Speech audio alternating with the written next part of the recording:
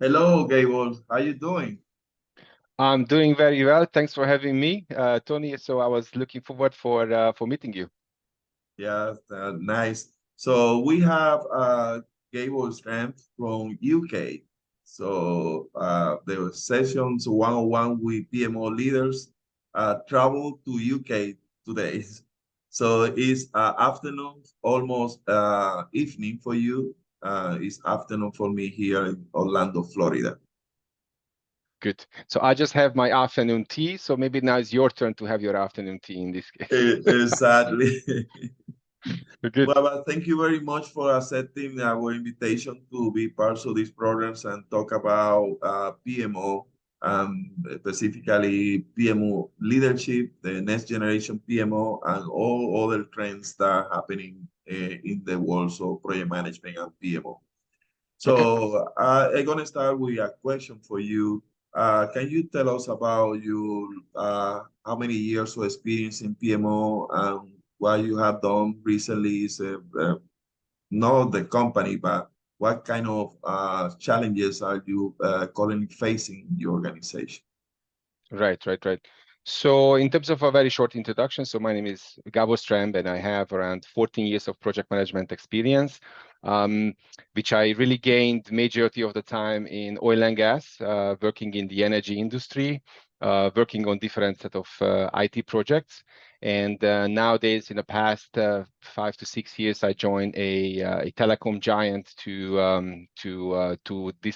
implementing and deploying different clouds, and not just only cloud and cloud products and softwares which are running on the cloud. So far, I was able to kind of grasp two main industries, seeing how they running different projects in different scale. So luckily enough, we're able to be involved in regional implementations to global implementations as well, and that we're giving lots of good flavor in terms of the experience itself.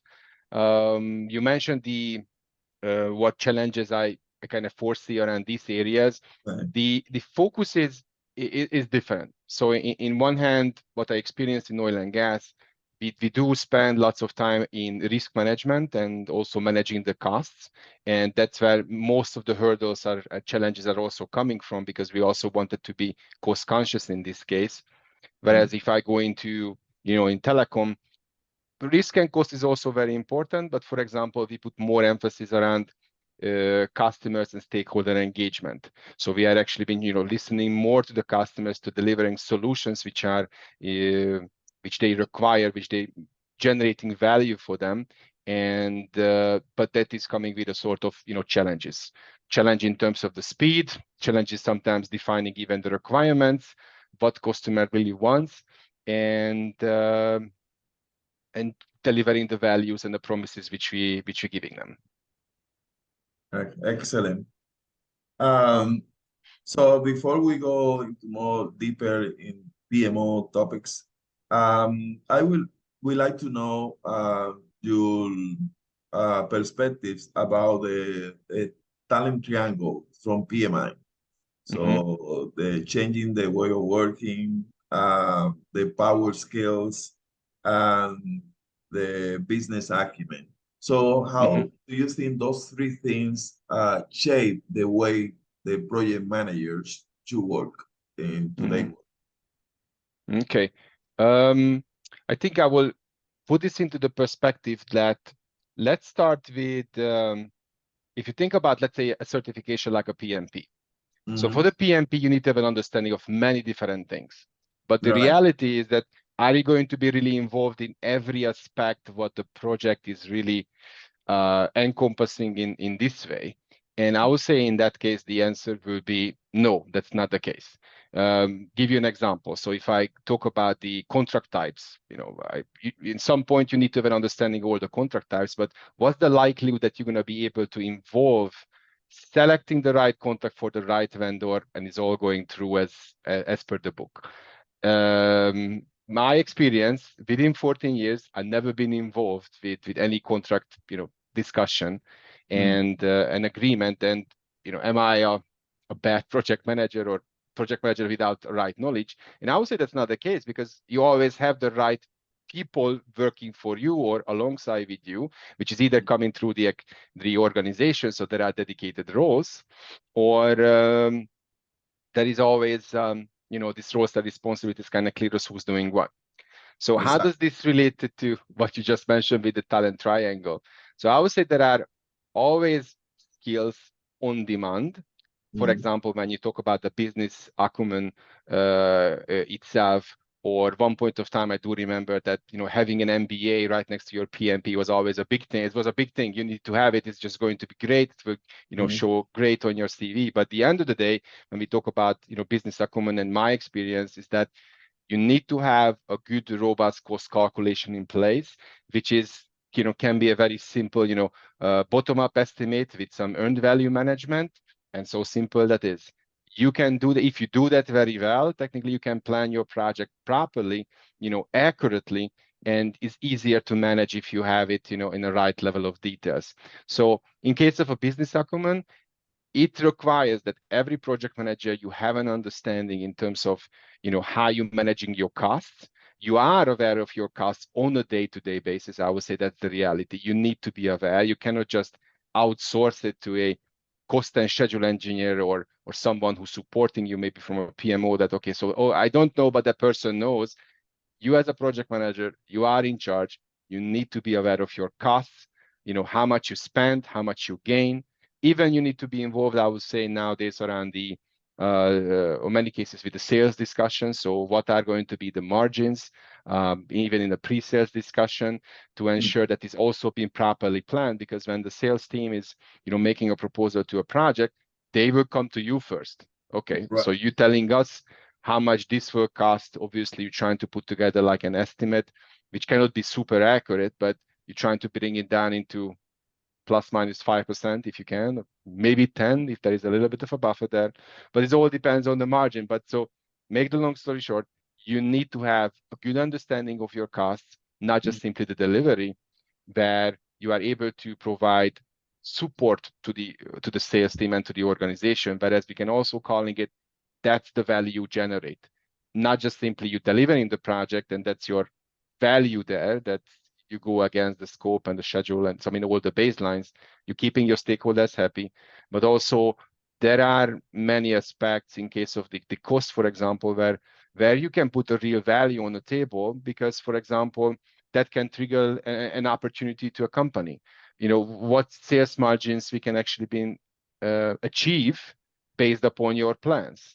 And if you not plan it accurately, obviously, later on we will realize that this sales margin is just going to shrink. Hopefully, exactly. will not go into a minus. But Yeah. that's how, with the care of understanding of what is the expectations towards you, Mm, and I would say it should not be, uh, mystified or too difficult. Again, if you know how to do a bottom-up estimate, do a basic earned value management with an Excel table, with a calculator, but it's all built in, should be all fine. I think that's all what is needed, but you need to have those skills. You need to have that experience going through. And even I will say that if you are not entitled or demanded to do these things, you mm. better do it by yourself. It will not hurt. It will just giving you more experience looking forward, I would say. Exactly. So the other day, I had a great conversation with Dr. Oliver Liebman. Yep. So he's a promoter of the concepts of project business. Mm-hmm. So he was explaining the concept to me. He has a book also that is available in Amazon. He has a lot of content. There is a website about that. So his idea is more like in organization, you should have two type of projects. So you should have project business, and Yeah. that would be like a separate group. So I was thinking maybe that group work for the PMO, Okay. and they have another group of projects that are internal projects that he calls it. Those internal Mm-hmm. projects are more for operational efficiency, Yeah. compliance, those kind of projects. So there is a big trained on that idea about project business. So what do you think about that? It's like an organization, they should have like two groups, one for the internal projects and the other one focus on delivering value and the team Um, be bigger. that is reminded me that at one organization they did exactly the same, and they did that already like 20 years ago, where they separate the projects, which is one like service projects, another one is the business projects. Now the service project, as you said, is to keep us alive, to keep the business alive, or keep things running smoothly, like an end of life project where you need to replace an end of life hardware, or an efficiency, which is technically the advantage it will give us is that we are able to keep up with the competition or the competitors, or it's like a simple software rollout, for example. Whereas the business project concept, I think that's a great one, because that's where the company trying to generate the revenue and the profit. So clear separation of those, I think, is great. It makes I would say the organization much more manageable, easier to understood from the stakeholders and from a business perspective, because in this case, everybody knows who's doing what. And if you step backwards a little bit, think about, let's say, from a career path perspective, obviously every project manager should have some type of experience running a service project and running a business project at the same time. Obviously you wanted to spend more time on the business project side, but to gaining the experience, to reaching 7 to 10 years in your project management career, you need to get both. After that, if you are a high flyer, yeah, you are better to go to do running business projects. But along the way, it can be that there are good project managers who are actually being good by delivering stuff. Are they really good at supporting the business and taking those high risks projects? They are not, but they are good project managers. So we need them both. And in this case, with a clear separation, a person like that, who might not be, let's say, a super extrovert, or but still can do the job, going to find an extremely good place of working in a service projects. Whereas the other side, where the people are those high flyers, we can calling them, with those skills, they can help and work on those high risk projects itself. But as a concept, I think it's great. It's just as I mentioned, so if trying to look many things nowadays around the career path perspective, is just a great career path opportunity that people can switch between those areas, having the experience of how we're running something like, which is just to keep us in business, or something which is higher risk to move the business into an advantage. And I think that is just adding lots of good skills to the project managers kind of repertoire here, in case of the skills. So yeah, I think it's a great concept. Right. Yeah, there is a concept now of the artificial intelligence replacing what the project manager do. And there is some study conducted by the Gartner Group, and they predicted by 2030, 80% of the tasks that are conducted by project managers will be replaced by artificial intelligence. So you started the discussion without me talking about project business. So you were basically saying that as a project manager, if you want to be successful, you need to focus on the business acumen. So this project is delivering the value that the organization is investing in this project to be more profitable, to be more efficient, so they can cut costs. So and the same concept is the one that Dr. Oliver Lehman was discussing about project business. So basically, it's the same thing. That Yep. he's focused on that, on profit and return investment, those financial indicators, because projects are businesses. Yep. So with that being said, artificial intelligence is there to stay, I say, because technology, we need to embrace technology, but we can get scared, because I talk to a lot of project managers and they are scared about the future. So what's going to happen? So a company, they won't need project managers, but What do you think about that? I think Artificial intelligence replacing all the 80%, because Gartner said 80% of the tasks conducted by project managers will be replaced by 2030. That's only 7 years away.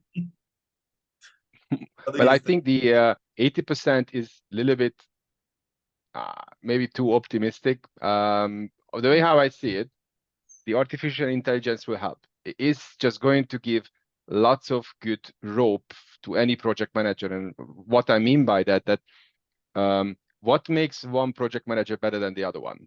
The capability to foresee the future. So the way how I envision any project manager, every project manager have a crystal ball to the future, which is that if you look inside, you look into your project, you look into your data, and you can predict the next step, the second step, the fourth step, the 10th step, the 30th step, and over time, your experience will eventually give you the advantage that's why, the more experience we have, theoretically, the more valuable you are in a job market and more difficult projects you can take over, because you are able to foresee not just one step ahead, but you can plan 10, 15, 100 steps ahead, almost like playing a chess game.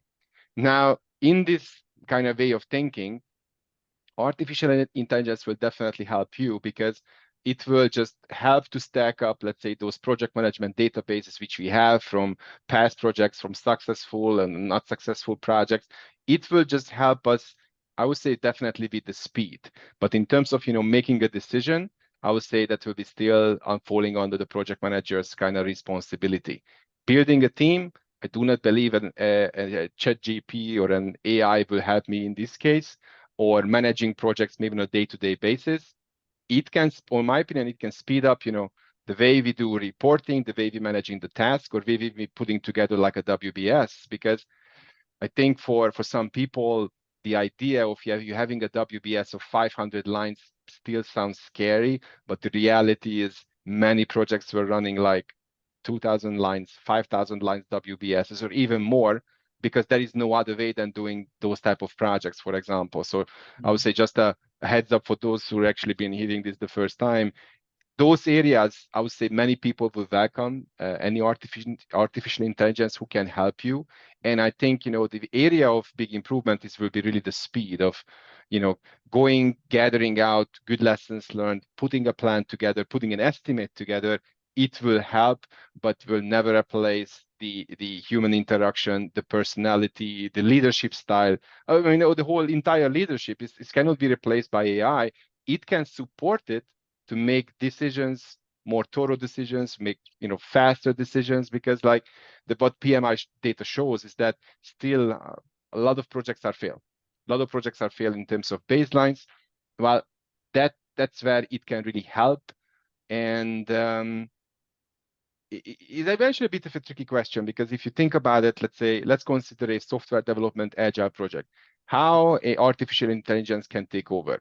Are they going to replace a stand-up meeting or a sprint retrospective? Really hard to believe how does this will happen. Yeah. So that's why I think it will help, it will support, it will speed up things. But when it's getting down into a day-to-day basis, maybe those agile coaches are a little bit scared at the moment, because all the recommendations will be coming through, can go through like an artificial intelligence, but we'll see. 80% taking over. Maybe this data is not coming from project managers, maybe. Exactly. No, that's right. So there's nothing to scare about. I think that all technology is to help us to be better. So instead of just focusing a lot of time developing a project schedule, so you have that done, but still, so we need the common sense. How, as you mentioned, is how you gonna manage things. How can you invest your time in contribute to the bottom line of the organization, understanding more about the business. So be an ally of the business side. So you deliver the project when they need it, with all the components that they want to launch. So that's what I would say. A lot of people just they are afraid of technology, but you can't be afraid of technology. And one more thing that just came into my mind is that the big advantage where it definitely can help, and we all require help there, is that when you are in a program and portfolio level and trying to see cross-project dependencies, where you're trying to, when you're running 4, 5, 10 projects at the same time, and there is some technology dependency one to another or overlap with one of the other, and how you manage those dependencies, I would say that's a big bottleneck. Even nowadays, one of the most challenging and most difficult situation when you have a program which running with 17 different projects, they are all in different specific technological area, but they all correlated with each other somehow, some shape or form. And to figuring out managing that, it will require lots of alignment, lots of meeting, and lots of technical experts to coming in. Whereas, but I'm laughing because many times people see the project managers just going from meeting to a meeting to a meeting. There are situations which you cannot help it if you're not aligned with so many people, not having the right depth of understanding, especially Right. from a technology side. Again, there is no other way of doing it. And the reason why I like to come back to this is that when I'm meeting with people, helping them, for example, passing the PMP exam, and we talk about the value that, for example, Pen Book 7 is talk about the value. And then Agile is talk about the value. And why this is still so different on a waterfall than on an Agile project. And an example I like to give is that, so both projects deliver value, but the realization of this value is different. Because on a software development project, I have 5 features to deliver. I deliver the first one, 20% complete. I can already go out there and market and finding customers, getting money, earning revenue until the rest of the functionalities are there. Whereas, which is great, value is automatically there. Whereas Right. on a waterfall project, let's say I'm building a house just to renting it out, which is great. So I'm going to make a good business. And then the builder is coming and asking me to come over, and I come over, and you have the basement, you have the walls, you have the roof. And the guy said, okay, so is this generating value or a great value? It is, but can I rent out this place? Obviously I cannot. But why is that? But you said it's valuable. It is, but it can only be on the same context of value delivery if it's 100%. And I cannot help it, because if I don't have windows, if I don't have a kitchen, how can I rent out a flat or a house or whatsoever? Exactly. So I would say nothing wrong with the waterfall delivery, but because of there are certain projects which cannot deliver early value to any customer, because that is only going to be realized when it's 100% complete. And that's, I would say, the main difference there. Right. Yeah, definitely. So I have another question. We talk a lot about alignments, strategic planning, adding value, generating outcomes. So I would think that the business leader, they are confused about a lot of things that is happening. And so how we connect with the senior leadership, so the C-suite, so we talk the same language, and we feel that they feel and they see all the project management practices, meaning project management, meaning project management office, all those kind of things, portfolio management. What can we do to be better connected with them? So I think there's a lot of confusions out there with business leaders about everything that is happening, and now we have chat, JPT, artificial intelligence, emotional intelligence, a lot of things going on. I think the bridge between that senior leadership and people in the trenches, the project managers who deliver, that's where I see, for example, the PMO has a key role, because the people down there, let's say the project managers, they're delivering the project. They know they big expertise. It is. Hello, we are coming back. So we have some technical difficulties. So this is the second part of the video that we started. So you need to watch both of them. So Yeah, you make sure you watch from the beginning to the end. exactly. So you were talking about about the executive leadership and also the people are in the trench, as you mentioned. Yeah. And so when we talk about, the project managers in here in one end, and then we have the C-suite executives in between, I do see that the key responsibility to bring these two people together or on the same page are somewhere between the program managers and also the PMO team, the PMO office, the project management office. In my opinion, has a huge responsibility beyond just supporting the project managers with the right guidelines and tools. And a key reason for that, because they are the ones which are constantly there. What I mean by that, so if I delivering a project which should give $1 million saving for the next 2 years, well, if 2 years from now we only save 900,099, $1 is missing. Now, what's going to happen? I will receive a call and say, "Where is the money?" I mean, I don't know. I no longer work for this company in some cases, or you're doing something else. So that's where I would say that when the PMO can have a very key component here, and the way how I see it is going to be the benefits management plan, which is created right next to, I would say, on each project, there should be some type of benefits management plan right next to the business case. Because of those reasons, because how we realizing any gain, how we going to ensuring that is understood on the C level, because let's say, again, we're saving 1 million every year. After the first year, we not even realize we save 1 million, right? Unless Exactly. somebody reminding us.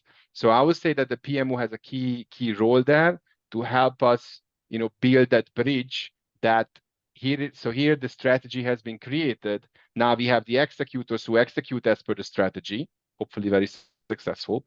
But in between, so this team cannot be, I would say, so they need the support to ensure that they focus what they are the best of, which is delivering the project, whereas the middle part of the program managers or portfolio managers plus the PMO. So altogether, I think the PMO will have this kind of umbrella there where they, supporting the understanding and the clear communication between the C-suite and then the project managers. Excellent. Yeah, so to finish the conversation here, so what would you suggest to the PMO leader uh, moving forward to support the next generation PMO? I would say trying to find ways, trying to be innovative, trying to find new ways of creating that set of value, which is you might not think of, let's say, a solution which working somewhere else cannot work at the PMO level, but think about it, because I think in the end of the day, what we need or what makes a difference is always an unconventional solution, which is just not there yet, or we're not just using it. So what I mean by that is that once we have a process, we tend to follow the process. Each and every year, we try to improve the process, but again, from the window, we not even see that we believe we improved this much, but if you step back, you see we just improved this much in the end of the day. We almost do exactly the same like we did it 5 years ago. So Exactly. my message towards them is that trying to find a way of doing things differently, which will give you a different result. Now, what I mean by that is that you constantly need to seek for those type of success stories, or how different teams or different organizations, for example, even doing agile or doing the adaptive life cycle or hybrid project management, because that's how we're going to learn through the experience. So one hand, looking for ways, trying to be brave, trying to be innovative in that case. No one size fits all, that's for sure, it will not work. But be open-minded and see how we can simplify. Because give you a good example, like we having a project management tool, but we maintain 5 different Excel templates. Now we all know it's making sense. We teach everyone to doing it. It takes 2 weeks to everyone come on board on this. But ask the question, do we really need those 5 templates? Or maybe just we need another tool or single tool Exactly. which can combine all this and save some time. And I think in the end of the day, that will give the advantage of where people can focus on more time what they really need to do for project managers delivering projects, and I would say very little time on those type of administrations, which sometimes can be overwhelmingly high. On some cases, if a PM have to spend 40% of your time administration, something is not good here. And if the C-suite might asking for specific data, the answer shouldn't be, here is another template, here is another spreadsheet, I give it to you, you fill it out, it's part of the process. But you go like, Monday, spreadsheet A, Tuesday, spreadsheet B, spreadsheet C, D, every day something new and it's really kind of taking away the focus from the PMs to say that, okay, I need to deliver this successfully. I need to build a team. I need to maintain the high performing team. So in the middle section, I was saying the PMO, they have this responsibility to giving and say, okay, how can I satisfy these people here and also help the people who's doing the actual work to ensure that we find a solution which fits for both. And that requires prototyping, that requires, trying new things. But I would say if you're not even try, we're going to stay just as is. Exactly. Well, that was wonderful discussion coming from you, Gabor. So you have a lot of experience and brought different perspectives on how can we be better leaders for project management and also for project management offices. So I appreciate your time, and hopefully we talk in another occasions and talk about other topics. There's a lot of things to talk about, but I appreciate your time and that you came here and talk to us about your experience and providing different perspectives how things should be. Excellent. Yeah, thanks for having me, Tony. It was great to be here, and then yeah, thanks for this interview. Thank you. Yeah. Okay. Thank you. You give me a scope, I plan it, and I deliver it according to the baseline. Everything will be fine. And then also